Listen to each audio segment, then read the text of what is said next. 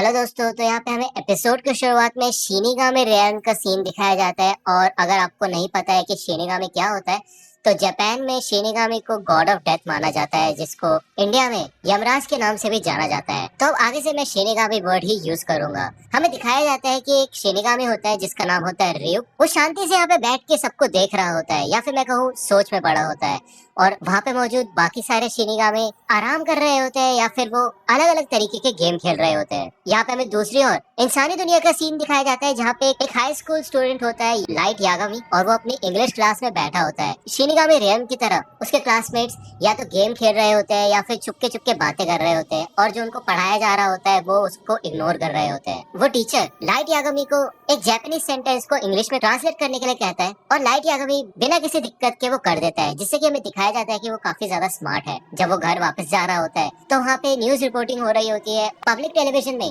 अलग अलग क्राइम्स की न्यूज कवर की जा रही होती है, और हमें दिखाया जाता है कि धीरे धीरे दुनिया में क्राइम्स बढ़ते जा रहे हैं। यहाँ पे ryuk और लाइट के जरिए हमको दो अलग दुनिया का कंपैरिजन दिखाया जाता है, और वो दोनों यही सोचते हैं कि उनकी दुनिया सड़ चुकी है। अगले दिन जब लाइट क्लास में होता है तो वो लेक्चर पे ध्यान नहीं दे रहा होता, क्योंकि उसको पहले से वो चैप्टर आता होता है। तो वो खिड़की से बाहर देखता है और उसे दिखाई देता है कि आसमान से एक नोटबुक जमीन पे आके गिरती है। जब उसका स्कूल खत्म होता है तो वो देखने जाता है, और वो नोटबुक अभी भी उधर ही पड़ी होती है। जब वो उस नोटबुक को उठाता है और उसका पहला पेज ओपन करता है, तो उस पे लिखा होता है कि तुम जिस भी इंसान का नाम इस डेथ नोट में लिखोगे वो इंसान मर जाएगा। तो यहाँ पे लाइट उस डेथ नोट को बंद करके दोबारा से वहीं पे रख देता है। वो सोचता है कि ऐसा कैसे पॉसिबल हो सकता है, ये जरूर कोई प्रैंक होगा। जैसे कि हम सभी को वो मैसेज आते हैं कि तुम ये मैसेज 12 लोगों को फॉरवर्ड करोगे तो तुम्हारे साथ अच्छा होगा, नहीं तो तुम्हारे साथ कुछ और ही हो जाएगा। लेकिन फिर भी लाइट के मन में क्यूरियोसिटी होती है और उसे जानना होता है। तो वो घर पे वापस जाते वक्त उस डेथ नोट को ले लेता है,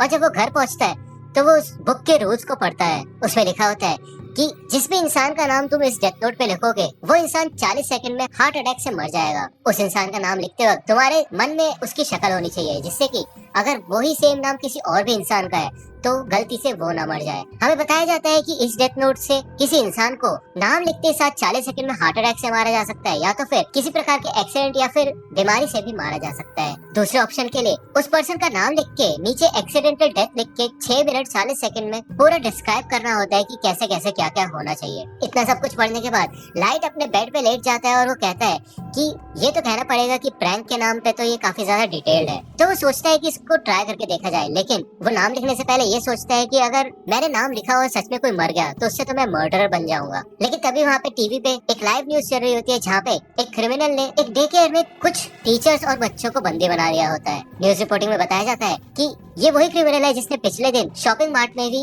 एक क्राइम किया था।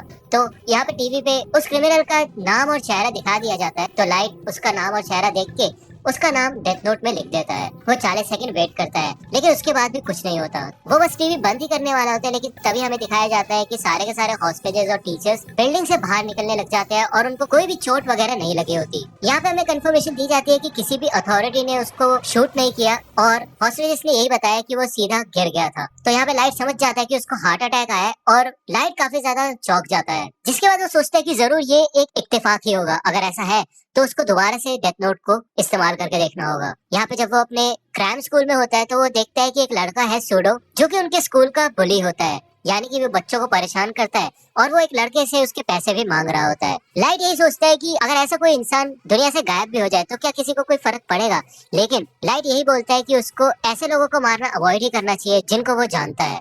जब वो घर वापस जा रहा होता है तो वो देखता है कि एक मोटरसाइकिल गैंग एक लड़की को परेशान कर रही होती है और उसके साथ छेड़छाड़ कर रहे होते हैं। लाइट एक शॉप में चला जाता है, और जब वो जा रहा होता है तो उसे सुनाई देता है कि उस गैंग के लीडर ने अपना नाम बताया होता है, टाकुओ शिबुइमारू। जब लाइट दुकान के अंदर आ जाता है तो वो टाकुओ का नाम अलग अलग स्पेलिंग में लिख देता है, क्योंकि डेथ नोट में लिखते समय स्पेलिंग भी एकदम एग्जैक्ट होनी चाहिए। अब क्योंकि उसने लीडर के मुंह से उसका नाम सुना था, तो वो जितने भी उसके कॉम्बिनेशन हो सकते थे हर तरीके से उसका नाम उसने डेथ नोट में लिख दिया होता है। जिसके बाद लाइट उसके आगे ट्रैफिक एक्सीडेंट लिख देता है, और 40 सेकंड बाद जब वो लड़की उनसे बच के भाग जाती है तो टाकुओ अपनी बाइक से उसका पीछा करता है, लेकिन वहाँ पे एक ट्रक आ जाता है और वो टाको को उड़ा देता है, जिससे कि टाको का एक एक्सीडेंट हो जाता है। यहाँ पे लाइट को पूरा यकीन हो जाता है कि डेथ नोट असली है और काम करती है। वो दो लोगों को मार चुका होता है और इसके बाद उसका दिमाग घूमने लग जाता है। उसको काफी डिप्रेसिंग फील होता है कि उसने ये क्या कर दिया। यहाँ पे हमें शिनिगामी रियान का सीन दिखाया जाता है और यहाँ पे ryuk बाकी शिनिगामी को बताता है कि उसने अपनी डेथ नोट गिरा दी है। तो बाकी शिनिगामी ryuk के ऊपर हंसते हैं और वो कहते हैं कि तुम हमेशा मुसीबत में पड़ जाते हो, तो तुमने उस डेथ नोट को कहाँ पे देखा था? तो ryuk बताता है कि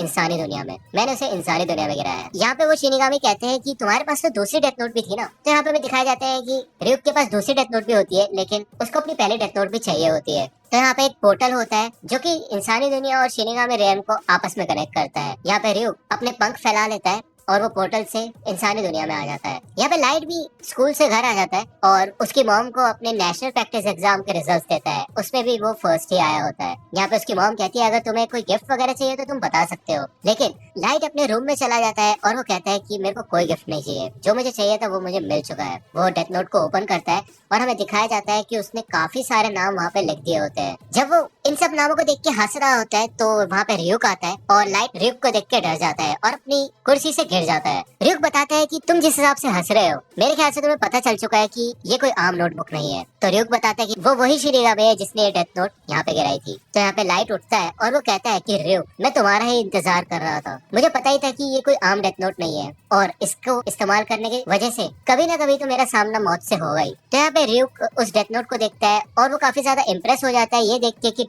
लाइट ने सिर्फ 5 दिन में डेथ नोट पे इतने सारे नाम लिख दिए। बहुत सारे लोग तो इतने सारे नाम लिखने से डरते हैं। हाँ, इससे पहले भी इंसानी दुनिया में डेथ नोट गिराई जा चुकी है। तो यहाँ पे लाइट कहते हैं तो क्या अब तुम मेरे को यहाँ पे सजा देने आए हो? तो ryuk कहते हैं क्या सजा, कैसी बातें कर रहे हो तुम? एक बार डेथ नोट इंसानी दुनिया में गिर जाए तो ये यहीं की हो जाती है। इसका मतलब ये डेथ नोट अब तुम्हारी है और अब चाहे तो तुम इसको किसी भी तरह यूज कर सकते हो। और अगर तुम ये डेथ नोट नहीं यूज करना चाहते तो तुम ये किसी और को दे दो, लेकिन उसके बदले मुझे तुम्हारे दिमाग से इस डेथ नोट की सारी मेमोरीज मिटानी होंगी। और मैं तुम्हें एक बात बता दूं, जो भी लोग डेथ नोट का इस्तेमाल करते हैं वो आत्मा की शुद्धि के लिए ना ही नर्क जा पाते हैं और ना ही स्वर्ग। और जब समय आएगा तो मैं अपनी डेथ नोट में तुम्हारा नाम लिखूंगा। तो ryuk लाइट से पूछते हैं कि ये बताओ कि तुमने सबको हार्ट अटैक से मारा, लेकिन सिर्फ दूसरे क्रिमिनल को ही तुमने एक्सीडेंटल डेथ क्यों दी थी? तो लाइट बताता है कि अगर सारे के सारे क्रिमिनल सिर्फ हार्ट अटैक से ही मरेंगे तो जल्द ही लोगों को पता चल जाएगा कि कोई जानबूझ के ऐसा कर रहा है। ये उसी की रिस्पॉन्सिबिलिटी है कि वो दुनिया में से सारी बुराइयों को खत्म करे। और जब लोगों को ये समझ आ जाएगा कि कोई उन्हें हमेशा देख रहा है और उन्हें बुरी चीजें नहीं करनी चाहिए, तो सारे के सारे लोग सुधर जाएंगे और अच्छी जिंदगी जिएंगे। तो यहाँ पे ryuk कहता है कि अगर तुम ऐसा करोगे तो लाइट पूरी दुनिया में सिर्फ तुम ही अकेले बुरे इंसान बचोगे। तो लाइट कहता है नहीं, ऐसा नहीं होगा, क्योंकि मैं पूरी जापान के सबसे बेस्ट स्कूल में पढ़ता हूँ और उसमें भी टॉपर हूँ और मैं भगवान बनूंगा उस नई दुनिया का। तो यहाँ पे ryuk काफी ज्यादा सेटिस्फाई हो जाता है और उसे काफी अच्छा लगता है कि उसको इंसानी दुनिया में अब मजा आने वाला है। तो दोस्तों आज की वीडियो के लिए सिर्फ इतना ही। आई होप कि आपको ये वीडियो पसंद आई होगी। अगर आपको ये वीडियो पसंद आई हो तो प्लीज लाइक कीजिए, अपने दोस्तों के साथ शेयर कीजिए और मेरे चैनल को सब्सक्राइब करना मत भूलेगा। और अगर आप मुझे कांटेक्ट करना चाहते हैं तो आप मुझे इंस्टाग्राम पे कांटेक्ट कर सकते हैं। मेरे पेज की लिंक आपको डिस्क्रिप्शन में मिल जाएगी। मिलता हूं आपसे अगले वीडियो में, तब तक के लिए गुड बाय।